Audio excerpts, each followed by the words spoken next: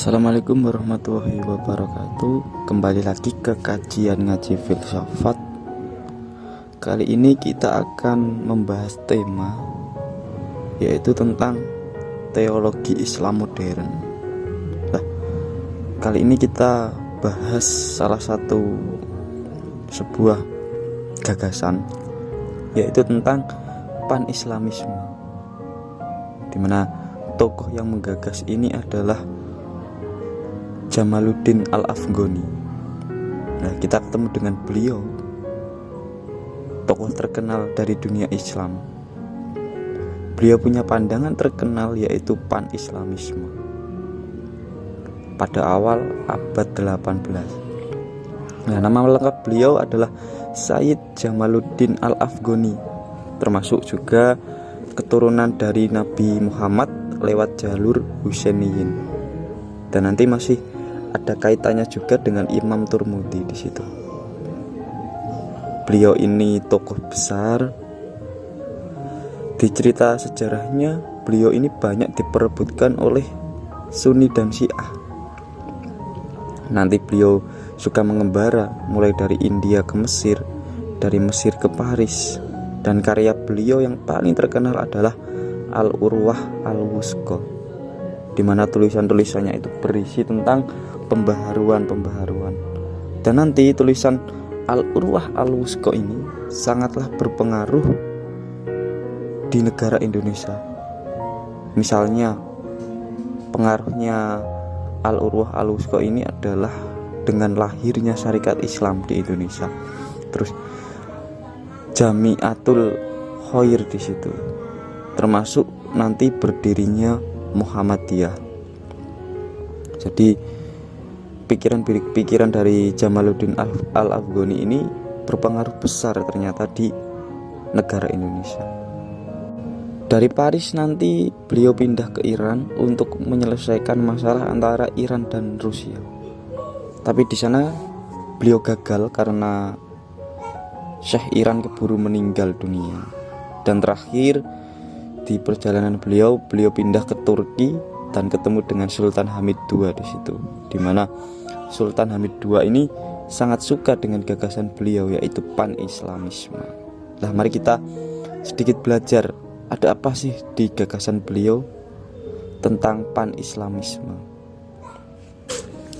Nah, yang pertama dari cermatan Jamaluddin Al-Afghani, beliau itu menganalisis problem umat Islam.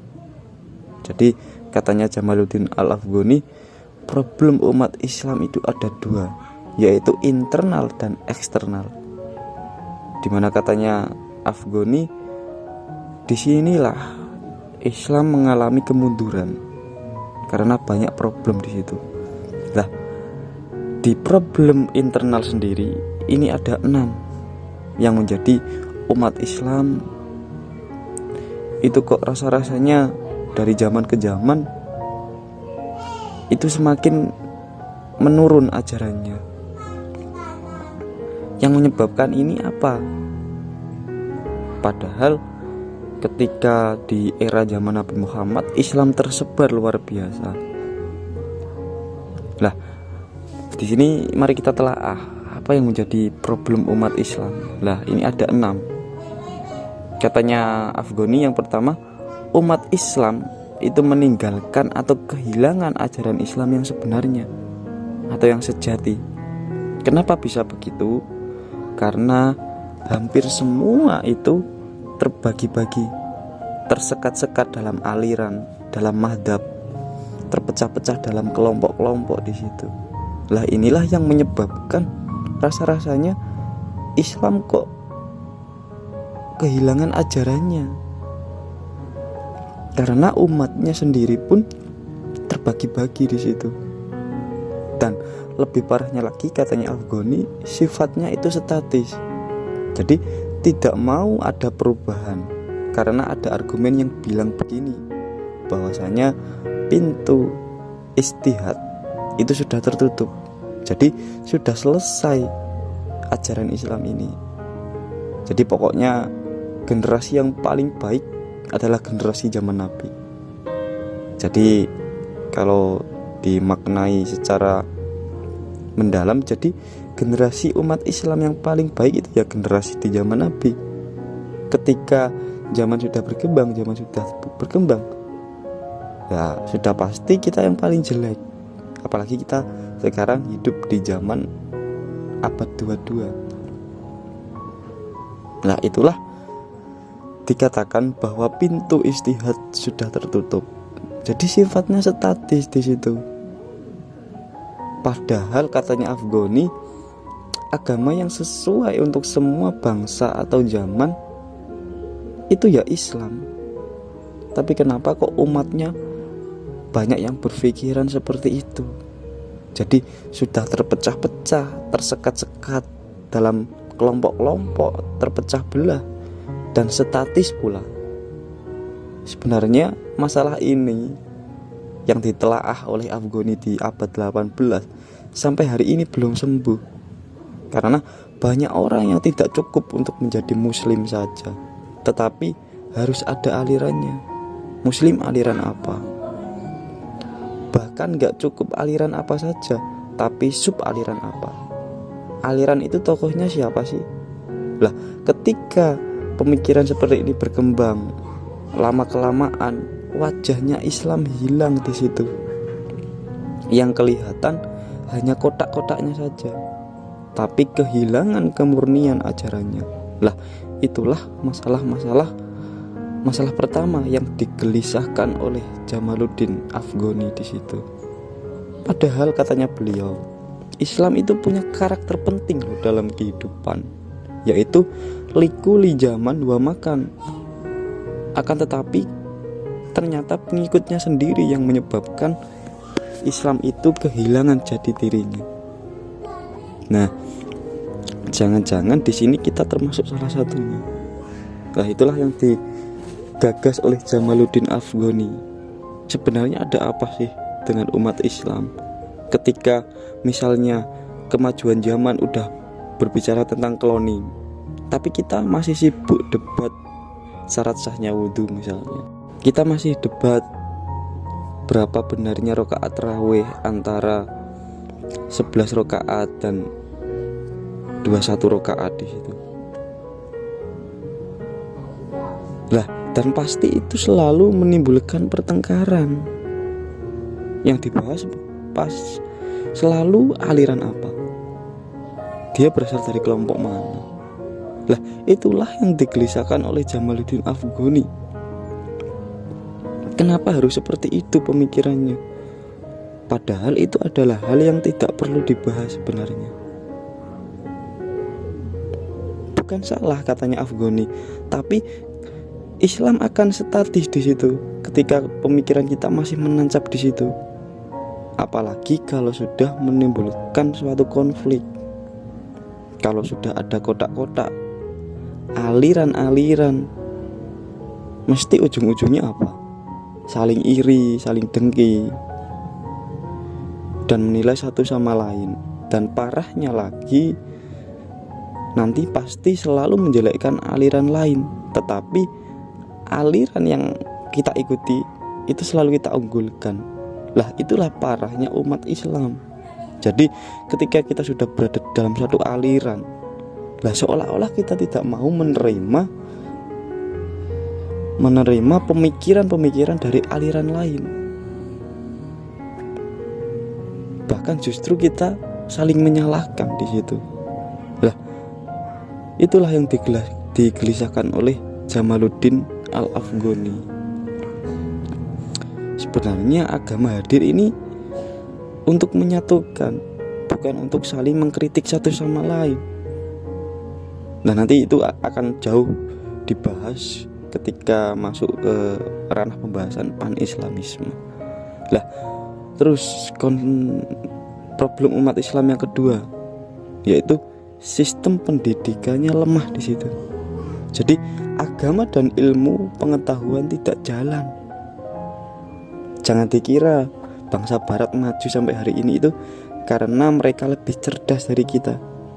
Kenapa bangsa barat bisa maju luar biasa sampai hari ini? Ya karena mereka lebih serius dalam bidang sains, teknologi, dalam membangun peradabannya. Lah, kita kalah mental di situ, kurang serius dalam belajar. Padahal sejarah membuktikan bahwa Islam itu loh jaya luar biasa. Tapi ketika perkembangan zaman semakin maju, loh, wajah Islam kok rasa-rasanya tidak hadir ya dalam kehidupan kita. Padahal Islam itu likuli zaman wa makan, selalu sesuai dengan zaman di situ. Lah, itulah katanya Jamaluddin Al-Afghani, sistem pendidikan umat Islam itu lemah. Dan tampaknya agama dan ilmu pengetahuan tidak jalan. Makanya kita kalah habis-habisan oleh bangsa Barat. Kita kalah habis-habisan oleh bangsa Barat sampai hari ini. Kita kurang serius di situ. Nah, itu problem yang kedua. Terus problem yang ketiga, ini ada pengaruh paham Jabariyah dan salah paham terhadap pengertian qadha dan qadar. Nah, ini katanya Afghani, umat Islam sering salah paham di sini ketika mengartikan qadha dan qadar. Jadi qadha dan qadar selalu diartikan sebagai takdir dari Allah. Dan takdir juga pemahamannya sederhana, yaitu segala sesuatu yang ditetapkan oleh Allah. Akhirnya apa dampaknya? Ya, disikapi secara fatalisme. Maksudnya berarti semua kejadian yang ada di kehidupan kita itu sudah takdirnya. Lah, sudah cukup di situ pemahamannya. Kalau memang bangsa Barat bisa semaju ini, ya memang begitulah adanya. Lah, mental semacam ini itu sangat disalahkan oleh Afghani. Jadi umat Islam salah mengartikan takdir tanpa disertai dengan perjuangan di situ. Itulah yang menyebabkan rasa-rasanya kok Islam tidak hadir ya dalam kehidupan. Lah, disitulah yang dikeluhkan oleh Afghani. Kenapa kok pemahamannya seperti itu? Terus yang problem yang keempat adalah pemahaman keliru pada hadis Nabi yang menyatakan bahwa umat Islam akan mengalami kemunduran di akhir zaman, sehingga membuat umat Islam itu tidak merubah nasibnya. Seperti yang saya jelaskan di awal tadi, banyak orang yang berpikiran generasi yang paling baik ya generasi di zaman Nabi. Lah, secara tidak langsung ketika kita ditarik ke zaman ranah sekarang, ya kita generasi paling jelek. Karena ada hadisnya itu, generasi terbaik adalah generasi di zaman Nabi. Lah, umat Islam salah menafsirkan hadis ini, salah memaknai hadis ini. Jadi salah pemahaman hadis karena pikirannya selalu bilang bahwa zaman semakin lama itu semakin jelek. Lah, di situ titik poinnya. Kalau memang hari ini mau kiamat, ya berarti generasi paling jelek ya sebelum kiamat. Nah, di situ menjadikan kita sebagai umat Islam tidak mau berjuang. Padahal Al-Quran jelas loh bilang-bilang menyuruh kita untuk terus belajar di situ, untuk terus berpikir. Afala ta'qilun, afala tatafakarun, di situ disuruh berpikir. Dan nanti kita ketika berpikir juga harus disertai usaha di situ. Lah, kenapa pemahamannya seperti itu? Nah, itulah analisis Jamaluddin Afghani. Mungkin sampai hari ini masih ada problem internal umat Islam yang belum selesai, yang menjadikan rasa-rasanya ajaran Islam itu tidak hadir di kehidupan kita. Terus problem yang kelima adalah lemahnya persaudaraan antar sesama muslim. Nah, ini penting saya sampaikan. Teman-teman mungkin memahaminya itu kurang dalam di situ. Katanya Afghani, kenapa persaudaraan antar sesama muslim itu bisa lemah? Karena katanya Afghani, umat Islam ya tadi sudah terpecah-pecah pada kotak-kotak tertentu. Jadi kita ini terlalu fanatik pada kotak-kotak tersebut, dan perdebatan yang ada di sekeliling kita pasti memicu yang namanya pertengkaran. Misalnya orang yang berada di kubu A, ya pasti akan selalu mendukung kubu A itu. Gagasannya ya selalu mendukung kubu A. Dan orang yang berada di kubu B juga pasti akan mendukung kubu B. Lah, cara berpikirnya selalu begitu. Lah, masa hanya karena beda-beda saja selalu menimbulkan perdebatan dan konflik? Itulah yang selalu memecah belah umat Islam, dan akhirnya umat Islam menjadi lemah di situ. Padahal Islam hadir adalah untuk menyatukan perbedaan. Karena pada hakikatnya ketika manusia dilahirkan ke bumi, perbedaan sudah menjadi kodrat dari manusia, dan itu tidak bisa dihindari. Apapun itu pasti akan terjadi yang namanya perbedaan. Lah, kenapa umat Islam kok seperti itu? Ya karena merasa paling benar sendiri. Nah, itulah sikap yang berbahaya katanya Jamaluddin Al-Afghani, dan nanti akan menimbulkan dampak lemahnya persaudaraan antar sesama muslim. Bukti sejarah sudah banyak yang membuktikan bahwa umat Islam saling bunuh-membunuh hanya karena perbedaan pendapat.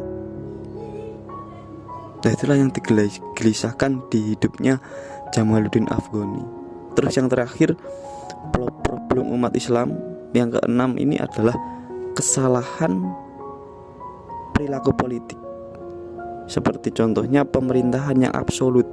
Jadi mempercayakan pimpinan umat Islam kepada orang-orang yang tidak percaya, mengabaikan masalah militer, menyerahkan urusan administrasi kepada yang bukan ahlinya, serta adanya intervensi dari dunia barat. Nah, sebenarnya problem yang keenam ini semakin zaman itu semakin parah. Ya karena kekuasaan politik yang menggiring opini bahwasanya orang yang berada di pemerintahan politik itu bisa seenaknya saja mempermainkan agama, bisa seenaknya saja mengatur agama. Padahal itu dua hal yang berlainan loh.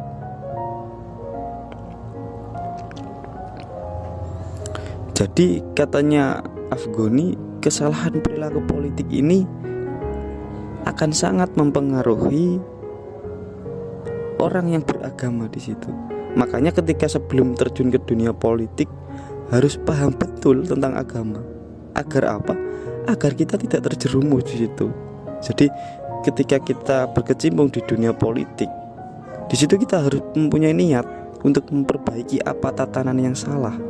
Dan untuk memperbaiki tatanan yang salah, kita perlu agama di situ. Dari situlah Islam hadir untuk mengatur itu semua. Nah, inilah 6 problem besar yang dialami umat Islam. 6 problem internal, dimana ini sudah ada di zaman kehidupannya Jamaluddin Al-Afghani.